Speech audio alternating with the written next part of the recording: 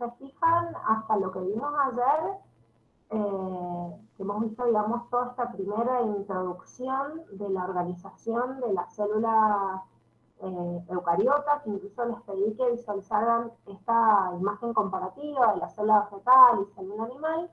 En la página 16, sí, en la página 16 del cuadrito empezamos con este tema que son, o sea, cada una de las estructuras de la célula eucariota. En este caso vamos a comenzar con los límites celulares, que es como lo más externo, ¿sí? Lo que limita a la célula con el exterior. Si bien yo les comenté a ver que esos límites celulares eran dos, o sea, de dos tipos, la membrana plasmática y la pared, sepamos que la membrana plasmática es una condición de la célula para ser célula. O sea, si yo digo, ¿qué tiene una célula? ¿Qué tiene toda célula, la que sea? Tiene membrana plasmática y material genético en su interior. Hasta la célula de una bacteria, de un hongo, de un protista, de un animal, del que sea, tiene una membrana plasmática y tiene un material genético. Son condiciones justamente para hacer una célula. Distinto es con la pared. La pared es un componente externo, más resistente, más duro, pero que puede estar en algunas células y en otras no. Por ejemplo, la célula animal no tiene pared. Si citamos el esquemita que estábamos viendo ayer, vamos a focalizarnos, y está en un recuadro en rojo, lo que vamos a ver ahora en esta primera partecita, que serían los límites celulares, o sea, la membrana y la pared celular. Vamos a esta membrana plasmática. La membrana plasmática o membrana celular, que son sinónimos, es una estructura que está por fuera, obviamente, como dijimos recién, de cada una de las células, pero sin embargo es una membrana que también se invagina, como vimos ayer, y forma estructuras internas, como formaría la envoltura nuclear. Se sospecha que desde la teoría endosimbiótica se originaron cloroplastos y mitocondrias en el interior, pero la naturaleza de sus membranas en realidad también es de esta manera. Las organelas membranosas en el interior de la célula también tienen esta capa. ¿Qué es básicamente una membrana plasmática? Si ustedes se fijan, acá hay un colchoncito de estos circulitos que se ven bien chiquititos y de colores más brillantes, que en realidad, si se fijan hacia el centro, tienen unas colitas que están representadas en color verde, y este colchón de estas sustancias que vemos acá tiene otra del otro lado de la misma naturaleza.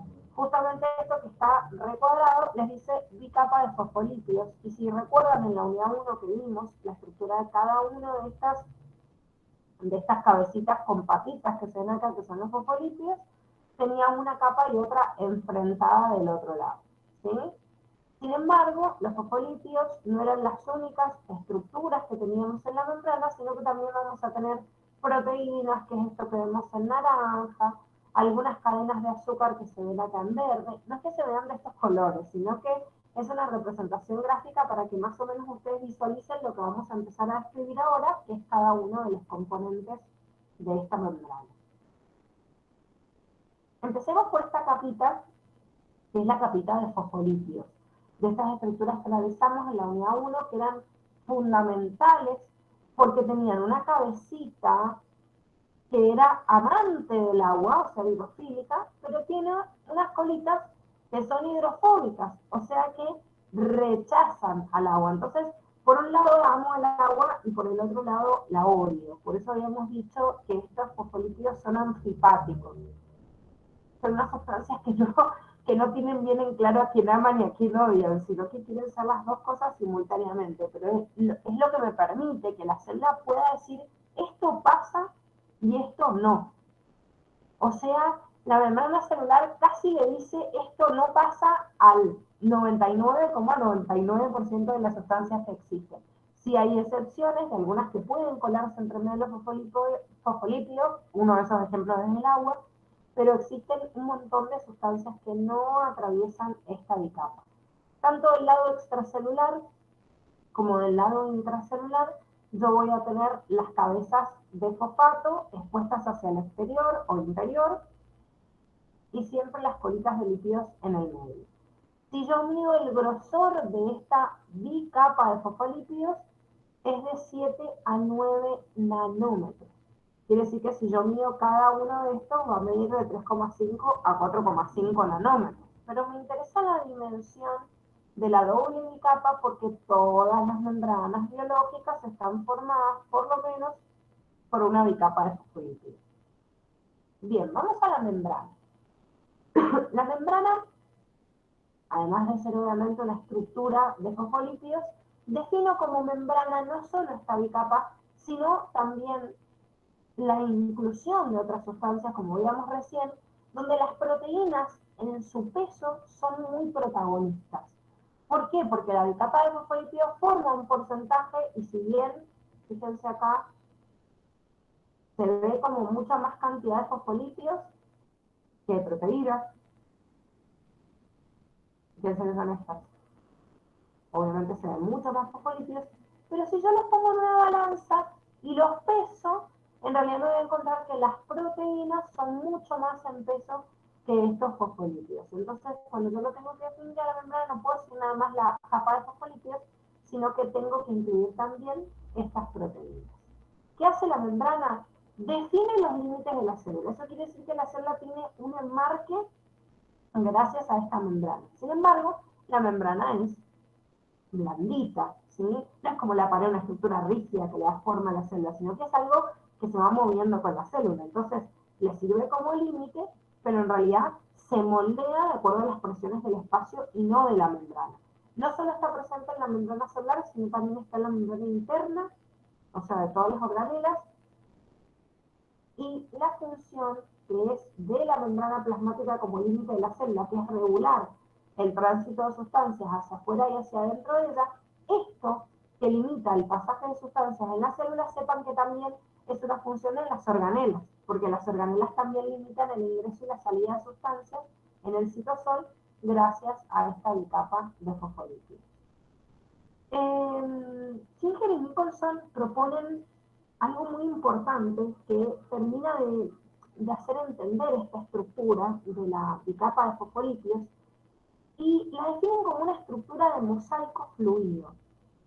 ¿Qué significa esto de mosaico fluido? La palabra mosaico me da la idea de algo bien ordenadito. ¿Vieron? Es como si ustedes ven una pared hecha por azulejos, ven que todos están exactamente en la misma distancia, están todos adheridos sin ningún hueco entre medio, o sea, como que me habla de una perfección. La propuesta de que la membrana es un mosaico es que yo veía y siempre están todos los fosfolípidos o las proteínas incrustadas y no hay un agujero de repente. O sea, está perfectamente diseñado. En una primera instancia, ver esta estructura de la membrana como mosaico daba a pensar que en realidad la célula tenía una estructura fija de fosfolípidos de proteínas y se quedaba ahí como estática, marcándome el límite. Pero la verdad es que después se dieron cuenta que esto no es así. Que este mosaico que yo estoy viendo en realidad, o esta estructura fija que yo estoy viendo, en realidad es porque la veo en un determinado momento adherida de esa forma, pero es un modelo de mosaico fluido porque existe una fluidez en la membrana que me marca que cada uno de esos componentes se está todo el tiempo moviendo. ¿Vieron?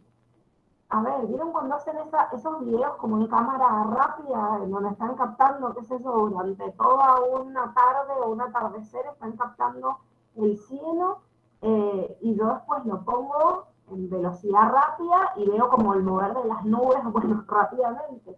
De esa misma manera se captan filmaciones al microscopio, electrónico en este caso, si no, no podría ver la membrana, y voy viendo que toda esta estructura que yo veo tan armadita en realidad está todo el tiempo en movimiento.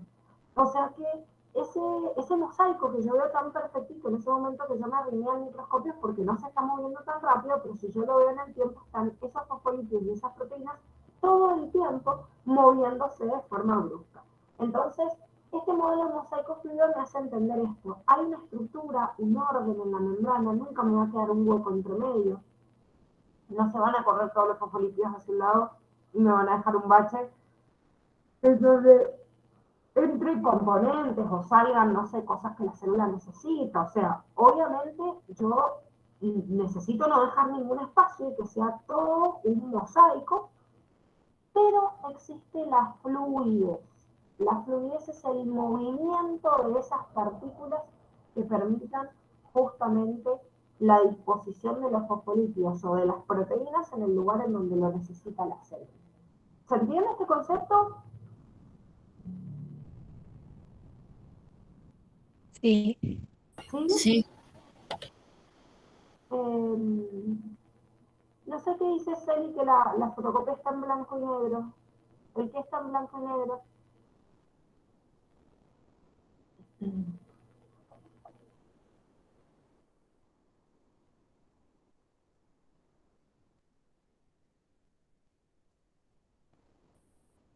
No sé qué dice. Bueno, en el PDF tienen la membrana, el mismo dibujito de la membrana a color. Bueno, no, sí, estamos todos dormidos. Pero sí hay algunos dibujitos, chicos, que yo se los pongo a propósito en blanco y negro porque en realidad muchos imprimen por ahí el material para poder estudiar y hay algunas imágenes a color que al estar a color y cuando las imprimen, que generalmente las imprimen en blanco y negro, se desvanece mucho el color de la imagen por el límite entre los colores. Entonces yo le he pasado al tono de gris para que si lo llegan a fotocopiar se vea bien. Y es verdad que hay algunas imágenes que las van a encontrar así como la que tienen abajo de la pared. Igual yo se las voy a pasar a color en el PowerPoint, no hay problema. Eh, Ay, sí, Marti, me olvidé. Porfa, mándenme, cuando terminemos la clase, mándenme un mensajito y lo subo. Me olvidé de subirlo, mil disculpas, para que tengan el curtis ahí en la carpeta. Es porque se me pasó. Suele requerir poca información. Así que háganme acordar alguno y se lo subo, no hay ningún problema. Es más, hoy tengo que subirles la unidad 3 que ya lo usamos la clase que viene, así que ahí subimos el curso. Me lo voy a anotar, así no me voy a olvidar.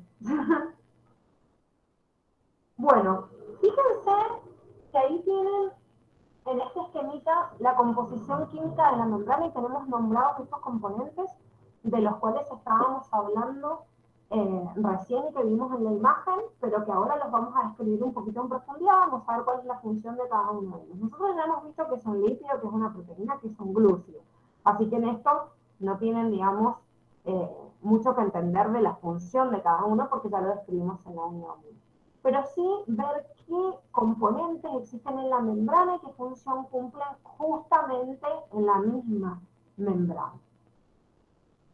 Si ustedes se fijan en los lípidos, no solo me voy a encontrar con los fosfolípidos, fíjense la imagen que tenían ahí, que ustedes también tienen en el cuadernillo, es la imagen que está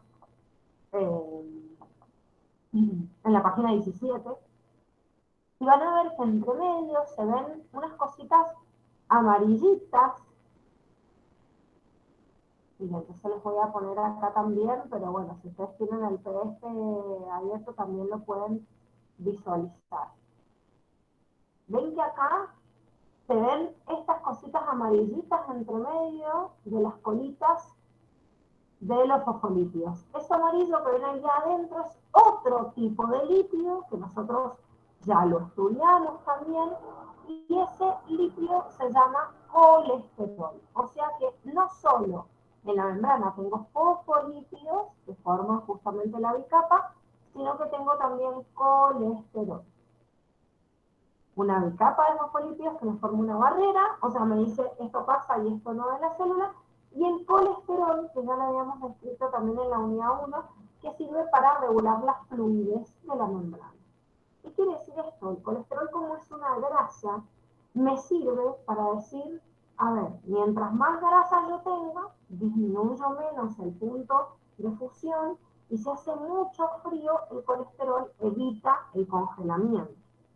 Sin embargo, como vimos también en la primera unidad, los ácidos grasos de estos fosfolípidos y el colesterol me van a determinar también que una membrana sea más o sea menos fluida de acuerdo a la cantidad de grasa que tiene. Esto lo vamos a ver ahora enseguida que veamos ampliado este concepto de fluidez, ¿sí? Entonces, ¿cuánto tengo de lípidos en peso en la membrana? El 40%. El otro 60% prácticamente de ahí es como la totalidad de todo lo que encontramos justamente en la membrana, está formado por proteínas. ¿Qué tipo de proteínas? Proteínas que están embutidas en la membrana, que la atraviesan completamente, como estas que están viendo acá.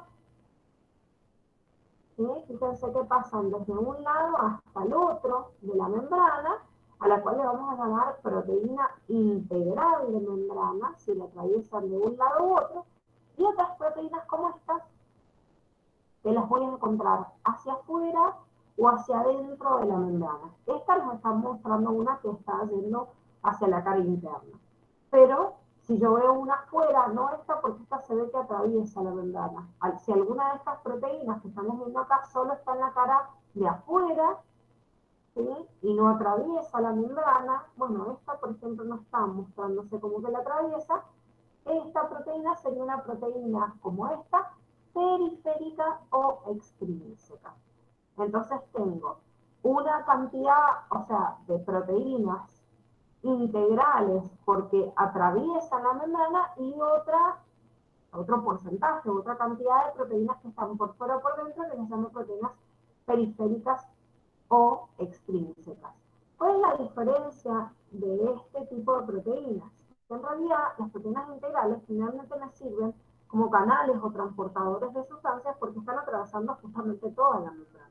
Entonces, como atraviesan justamente toda la membrana, tienen esa posibilidad de darle a la célula la capacidad de formar un túnel o un puente o lo que sea para transportar sustancias de un lado a otro. En cambio, las proteínas periféricas o citosólicas que se unen hacia una cara u a otra, generalmente funcionan acoplados o con los fosfolípidos o con estas proteínas integrales y me sirven como serían como la cerradura de una llave que abre esa puerta, o sea, esa proteína integral o ese fosfolípido. ¿Qué quiero decir con esto? Que generalmente las proteínas integrales forman canales, como dijimos recién, o agujeritos por los cuales las sustancias van a pasar. Bueno, hay receptores específicos para que se reconozcan sustancias que están acopladas también con estos glúcidos, pero que utilizan como proteína en el medio que sirva como comunicador o como cerradura de esa llave a una proteína periférica o extrínseca, ¿sí? Ya sea, como dice acá, indirecta, significa que interacciona con la proteína integral, viaja de un lado a otro hasta llegar al integral, o de forma directa, que interacciona con las cabecitas de los fosfolípidos, ¿sí? Pero en cualquiera de los dos casos, se acoplan a otra, a los fosfolípidos, a las proteínas, para funcionar como receptores de esas sustancias. Por último, los glúcidos, que en volumen ocupan muy poquitita cantidad, como les dice ahí, menos del 1% al glucocálix o glicocálix, y se ubica siempre desde el lado externo de la membrana. Y esto es importante.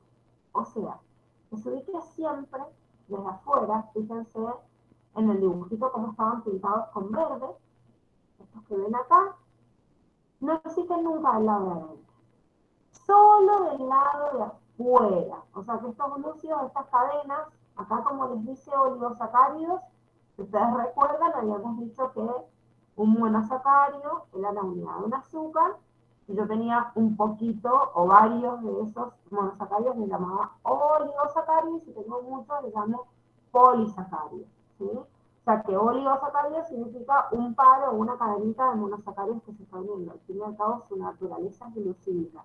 Pero fíjense que están solo del lado exterior, unidos a proteínas, unidos directamente a lípidos, pero siempre desde el lado exterior. Entonces yo puedo decir que estos glúcidos tienen en su unión con el lípido una nomenclatura nueva, y yo le voy a llamar glucolípido, o en la unión con su proteína, glucoproteína, ¿sí?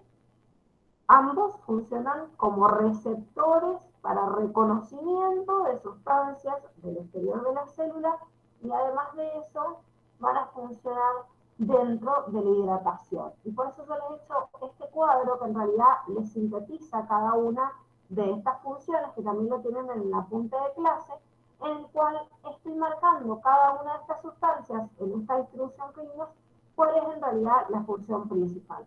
Y bueno, el lípido dijimos que funcionaba como barrera, los fosfolípidos son de barrera, pero tanto los fosfolípidos como el colesterol participan en la fluidez de la membrana, como nombramos recién. Proteínas que van a ser y son canales o forman receptores, como las proteínas que son periféricas o extrínsecas, y algunas pueden funcionar como enzimas, significa catalizadores de reacciones químicas.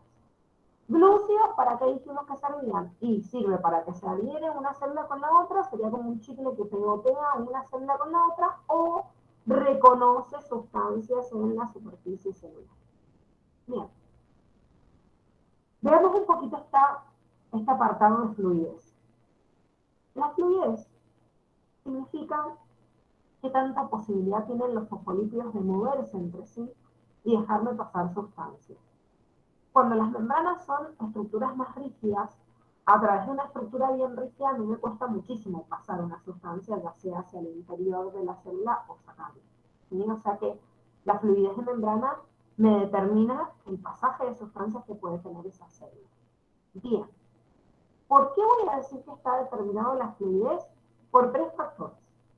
Uno es físico, y es la temperatura.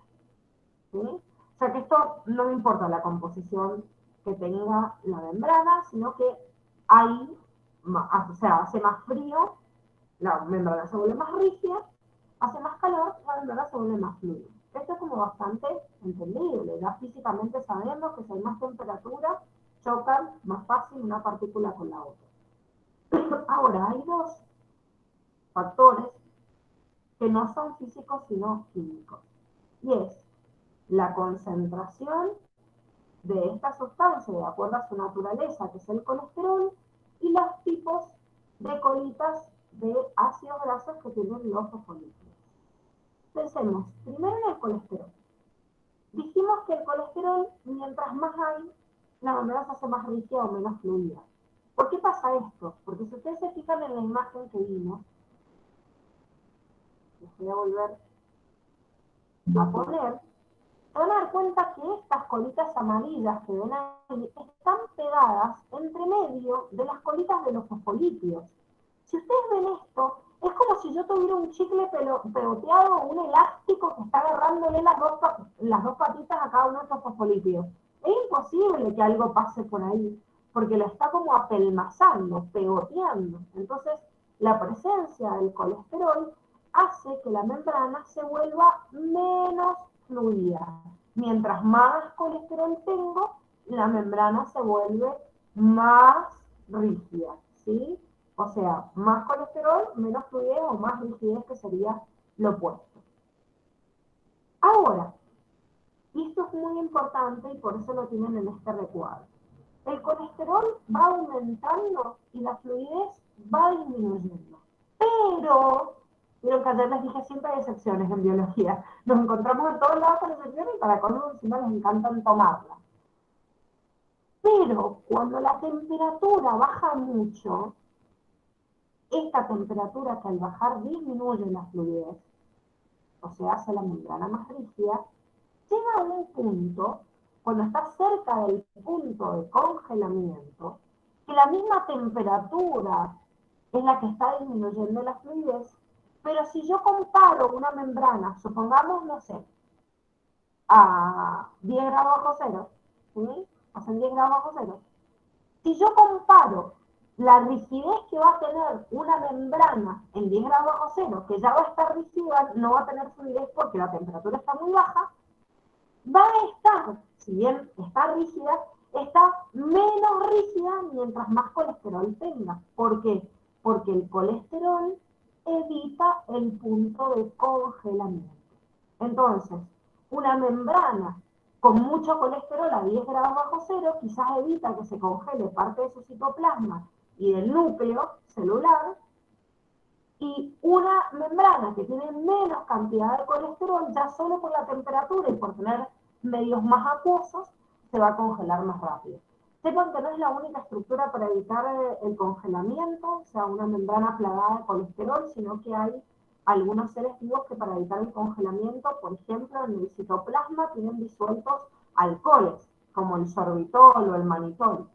Hay muchos insectos que pueden vivir durante todo el periodo invernal con, no sé, el 90-95% de su cuerpo congelado. Y lo hacen porque tienen este alcohol en cada una de sus células que evita que el ADN se termine congelando. Entonces congelan la parte externa de la célula, se quedan quietitos, pero sus funciones vitales siguen en camino porque no se han muerto en la célula, pues sigue estando el ADN de cada una. ¿Se entendió esta diferencia en el colesterol? ¿Por qué participa en la fluidez de la membrana de forma positiva y de forma negativa, dependiendo de la temperatura?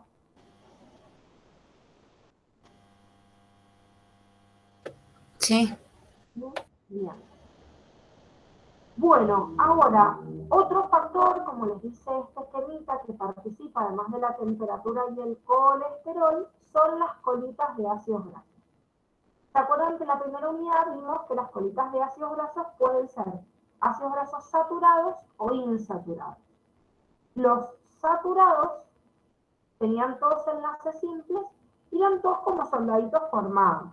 Es como cuando yo estoy en un, no sé, imagínense la escuela militar, el liceo militar, y todos formados como soldaditos unos al lado del otro, impenetrable, que no se deja que nada se cuele entre medio.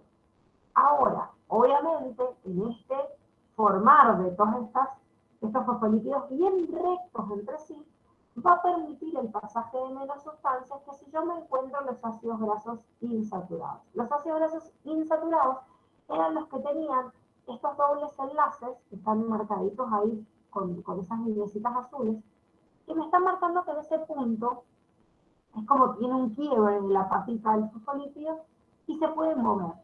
Se puede mover significa que puede estar como bailando alrededor de ese punto. Sería como, acá en vez de armar una filita de soldaditos en el liceo, sería como las filas de formación en la primaria. Vieron que les dicen a los chicos, tomen distancia, fórmense y están todos amontonados antes de usar la bandera, golpeándose entre sí, dejando espacios, huecos, los otros amontonados. Bueno, esto es lo que hacen los ácidos grasos insaturados. Tienen una estructura que no es tan armadita, tan armoniosa como estos ácidos grasos saturados, entonces entre medio se cuelan espacios en los cuales pueden pasar sustancias. Quiere decir que mientras más ácidos grasos insaturados haya, más cantidad entonces voy a tener de espacio entre medio de los huequitos y va a haber más fluidez. En cambio, si tengo más ácidos grasos saturados, disminuye la fluidez. ¿Sí? ¿Estamos bien?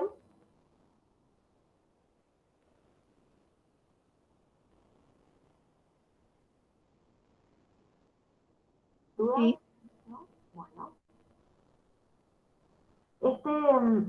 Esta propuesta de los dos movimientos más comunes de cada uno de estos fosfolípidos, de acuerdo justamente a esto estamos hablando de la fluidez, es el movimiento que el fosfolípido puede hacer lateral, pero además de eso el fosfolípido puede hacer un movimiento que se dice flip-flop, que significa rotar en su membrana interna o externa. Entonces, mientras más fluidez haya, o sea, más proporción de estos ácidos grasos insaturados haya, obviamente estos movimientos en la membrana, que son los que determinan la fluidez, son más rápidos o más abundantes que justamente si existen más ácidos grasos insaturados. Bien, vamos al segundo límite, y el segundo límite es lo que denominamos pared celular. La pared celular es la estructura externa de la membrana que dijimos que a veces está y a veces no. Dayana dice, ¿cómo se evita que se congele la membrana? Bueno, a ver, se evita de distintas formas. Lo que estábamos viendo acá era un mecanismo para evitar que se congele, es o adherirle a la membrana una sustancia lipídica. ¿Por qué? Porque la grasa se demora más en congelarse que los componentes de naturaleza acuosa. Entonces, por eso el colesterol, o sea, la presencia de colesterol es la que haría que mientras más colesterol haya, más resistente voy a ser a esas temperaturas frías, ¿sí? Es uno de los mecanismos. El otro que les puse es una forma de evitar el congelamiento del citoplasma, por ejemplo, disolviendo alcohol en el interior. ¿Se entiende? Bien. Bueno, volvamos entonces a la pared. La pared, que es esta estructura más externa, o sea, que está por afuera de la membrana, puede estar presente en algunas células y en otras no. Las bacterias, las algas, ¿sí? Y otros tipos de protistas que en realidad formarían parte de este reino. Los hongos y las plantas, todos tienen pared celular. O sea que si se fijan, los procariotas, que son las bacterias, tienen pared celular. La mayoría de los protistas también, otros no, y esto lo vamos a ver en protistas. Los hongos tienen pared celular, las plantas tienen pared celular, o sea que los animales, nosotros, seríamos como la excepción de aquellos que no tienen pared celular. Como dijimos, es una estructura rígida, estática, que le permite darle una estructura externa a la membrana, que la va a proteger, que la va a diferenciar del medio, que la va a conectar con sus células vecinas, pero van a tener distinta naturaleza y composición dependiendo en dónde se encuentran. Por ejemplo, los procariotas tienen una pared que está formada por un compuesto que se llama peptidoglucano, eh, o mureína, que en realidad, formado por ácido murámico, que en realidad este lo vamos a ver en Reino Monera, y vamos a ver que existen algunas excepciones, de algunas bacterias que no tienen pared y otras que en vez de tener estos peptidoglucanos tienen pseudopeptidoglucanos, que son las arcaeas. En el caso de las algas y de los protistas tenemos una diversidad impresionante. Hay paredes que están formadas por componentes eh, orgánicos, otros inorgánicos, algunos duros, algunos otros más blandas, cubiertas mucilaginosas, o sea, mucha diversidad. ¿De qué era la pared de los hongos? Esto lo vimos en la primera unidad. La sustancia que estaba presente en la pared celular de los hongos.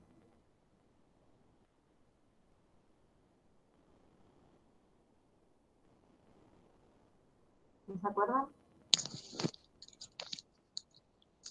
¿No era quitina? Bien, de quitina. La quitina estaba en la pared celular de los hongos y también en la cubierta externa de los, eh, de los artrópodos, ¿sí? Que en realidad no es como pared celular, sino justamente como exoesqueleto. La celulosa era el componente en las plantas y en algunas algas, como por ejemplo las algas verdes. ¿Por qué tienen marcado ahí las plantas? Porque la estructura que les sale en Curtis, esta imagen es la que está en blanco y negro en el cuadernillo, pero es porque tiene una definición muy fea la imagen de Curtis de séptima y se ve como todo un manchón marrón. Igual, creo que en esta imagen se alcanza a visualizar mejor cada una de las capas, por eso les puse esta distinta que es del otro Curtis, pero es lo mismo en realidad. Para señalizarles la estructura de la pared primaria, que es la que estarían viendo acá, y la presencia de una posible pared secundaria, que es la que tienen adentro, que se ve acá como amarilla. ¿Sí? Y acá en el medio, que no se alcanza a ver en este dibujo, pero acá sí, tendríamos esto que es la laminilla media. ¿Qué quiere decir esto? Que vamos a ver la estructura de la pared del vegetal, porque la toma como ejemplo Curtis. No vemos la estructura de la pared ni de un hongo, ni de un protista, ni de Monera hasta que lleguemos a Monera. Pero igual la vamos a ver muy por encima, ¿sí? O sea que la única estructura que vemos a disposición es de la célula vegetal, porque es el único ejemplo que presenta Curtis. Cuando yo tengo una célula, si cada una de estas es una célula vegetal, cada célula tiene contacto con su vecino a través de unas comunicaciones que se arman en esta pared primaria, que es la que está pintada con marrón. Ahora, el haber permitido la existencia de esta pared primaria en cada una de las células es porque se formó en la división de estas células una plaquita, ¿sí? Una laminita que la tienen ahí marcada, que es la laminilla media, y que esa laminilla media me sirvió como límite entre una pared y la otra cuando se estaba formando. Esta laminilla media está formada por una sustancia que se llama pectinas, que son tipos de polisacáridos, y lo que hacen es mantener a las células juntas entre sí, o sea, como que pegotearlas entre sí. Cuando se forma la pared primaria por celulosa, esta que tenemos en marrón y que rodea a toda la célula, es lo que le da la estructura rígida y lo que permite la comunicación.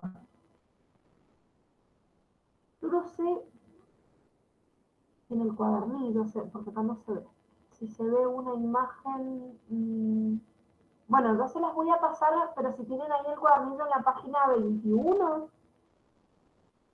se ven esos puentecitos entre medio de una y otra, porque acá se ve uno nada más, que es este que tienen acá, pero en el otro se ven bien unidos en todas las células. Este puente que ustedes ven acá, que está marcado ahí como plasmodesmo, es la unión entre una célula y la otra. ¿Sí? En la imagen de cuadernillo se ven como todos llenos de puentecitos entre uno y otro. La pared primaria es lo que comunica a una célula con la otra y le permite obviamente el pasaje de sustancias. Cuando la planta tiene crecimiento secundario, forma una pared celular secundaria. ¿Qué significa que la planta tenga un crecimiento secundario? Que tenga ese crecimiento de tipo leñoso. Leñoso significa que tiene como corteza. Los árboles y los arbustos, por eso se los puse de ejemplo acá, son plantas con crecimiento de tipo secundario. Un helecho, por ejemplo, o cualquier tipo de herbácea, ¿sí? De hierba, no tiene crecimiento secundario. Eso quiere decir que nunca van a tener paredes secundarias, solo llegan hasta la pared primaria. Estos que tienen estructura, o sea, crecimiento secundario, tienen una pared por fuera, ¿sí? De esta pared en la formación, que en realidad se forma por dentro, pero después penetra esta capa primaria y sale por afuera liberando esta sustancia, que es una sustancia de resistencia. Entonces, además de tener celulosa, tiene esta sustancia de resistencia que es la lignina, que forma lo que nosotros conocemos como corcho o suber. ¿Sí? Que de hecho, en algunos, bueno, en el árbol del corcho, ese corcho externo tiene la textura justamente del corcho que usamos para tomar una botella, pero en los otros, el corcho o suber de otras cortezas de árbol es lo duro que nosotros por ahí tocamos desde la parte externa de la planta. Obviamente a nivel macroscópico, y acá estamos hablando de cada una de las células, pero es esa misma estructura formada por lignina. Entonces, si yo veo a la célula desde adentro, ¿sí? Hacia afuera con el límite exterior, tengo la pared secundaria formada por celulosa y lignina, después la pared primaria formada por celulosa, y la laminilla media, que es lo que me limita con la celda vecina, que está formada únicamente por pectinas. ¿Sí? ¿Dudas hasta acá?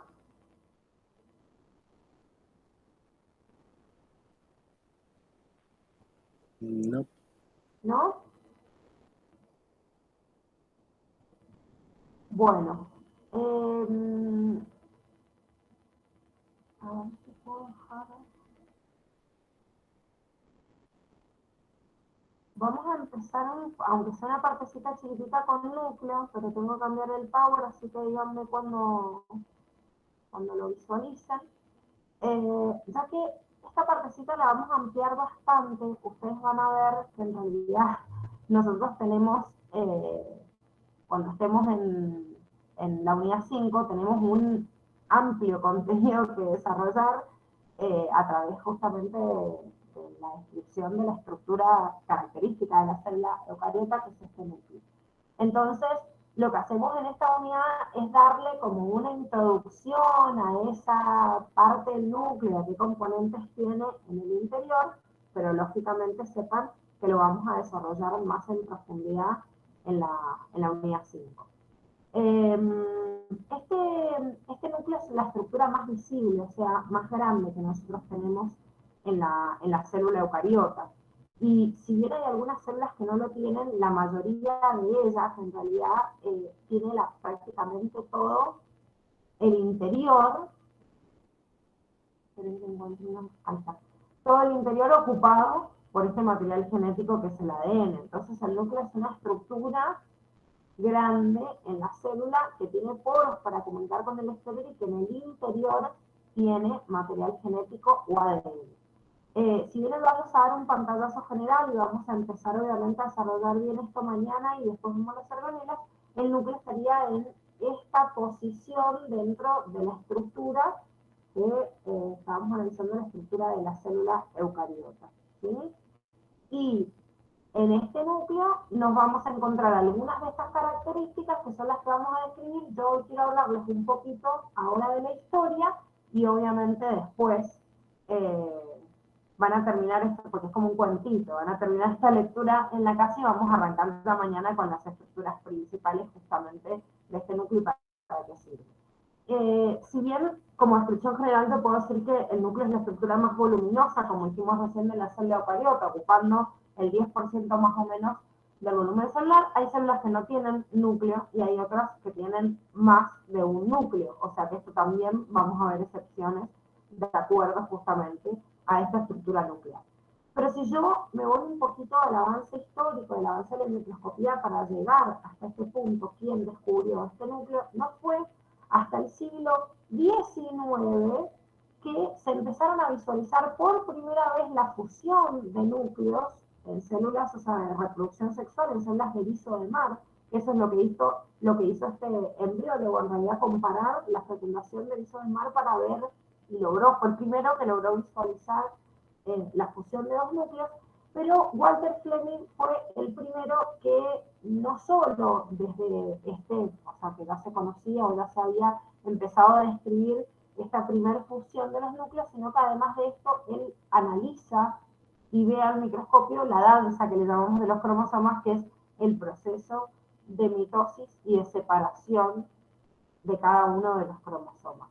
Esto es muy loco porque en un microscopio óptico yo no visualizo nunca el ADN en el núcleo de la célula. Sin embargo, cuando está compactado para dividirse, yo puedo visualizar los cromosomas de forma individual, ¿sí? Entonces esto es como algo bastante raro. Y bueno, este corte que hace desde la anafase y que tiran los cromosomas es lo que Walter Fleming le llamó danza de los cromosomas, ¿sí? No es Alexander Fleming el que descubrió la penicilina, sino Walter Fleming. Pero bueno, el aporte fue muy significativo en base justamente a la descripción. Quiere decir que a mediados del siglo XIX estamos hablando de las primeras descripciones de este núcleo. Incluso se hicieron experimentos muy interesantes, como por ejemplo a organismos unicelulares como una ameba, que es un tipo de protista, les trajeron el núcleo con una microaguja y al extraerle el núcleo con una microaguja se dieron cuenta que esta célula sin núcleo deja de dividirse y se muere a los pocos días, salvo que le haga un implante de otro núcleo, con el cual si se lo hago dentro de las 24 horas sobrevive y se divide normalmente. Quiere decir que descubrieron que el núcleo es un componente fundamental de la célula. Van der Lee, ya fíjense, en el siglo XX, describe la función del núcleo del citoplasma y hace otra prueba con un tipo de acetabularias, y lo que hace es cortarle la partecita de esta planta en donde está el núcleo, que es este pie, y se da cuenta que si yo, le corto la cabeza a esta acetabularia, el núcleo vuelve a generar una cabeza nueva. Pero si yo hago un injerto de las dos plantas, solo se desarrolla en la copa lo que está condicionado en el núcleo, ¿sí?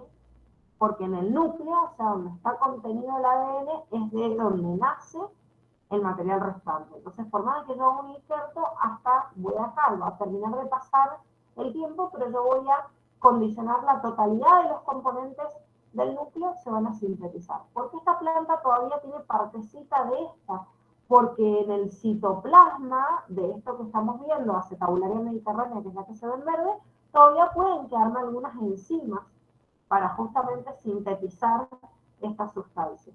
Pero la verdad es que todo el material genético está en el pie de esta célula.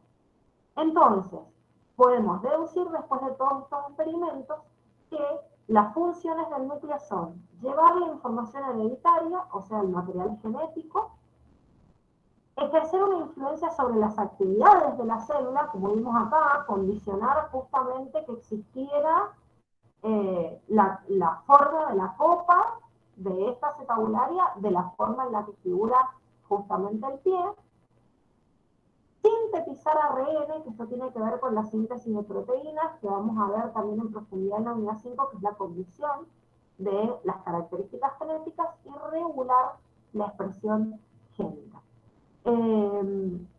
Obviamente vamos a mañana a ver todos los componentes del núcleo, digamos, pero quería hacerles esta introducción desde la parte histórica, porque es muy importante entender de dónde viene algo para después escribirlo.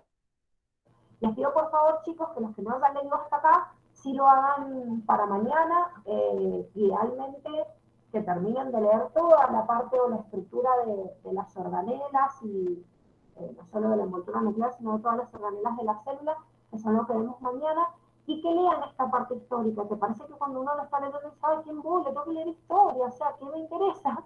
Pero en realidad son temas que también se los van a, o sea, se los pueden tomar, ¿sí? Que les tomen de cualquiera de los científicos que hizo un aporte en algo significativo en los núcleos. Es más, detalles puntuales, o sea, esto por ejemplo ese tabulario lo han preguntado en la pregunta de examen, ¿sí? En el ensayo cetabularia mediterránea, ¿qué pasa si yo le corto y luego, o sea, si no le presté atención a ese ejemplo, es imposible que lo supiera. Bueno,